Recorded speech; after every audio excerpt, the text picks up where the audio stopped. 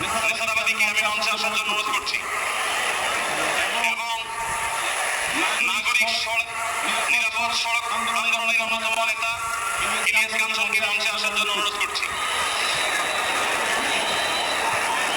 এরপরে মাওলানা রফিকুল ইসলাম খান ভাইকে মঞ্চে আসার জন্য বিনীতভাবে অনুরোধ করছি।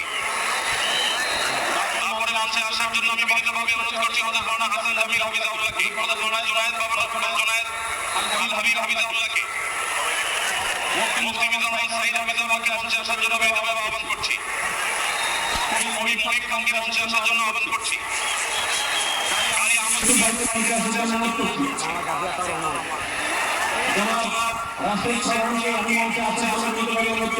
রাশেদ প্রধানকে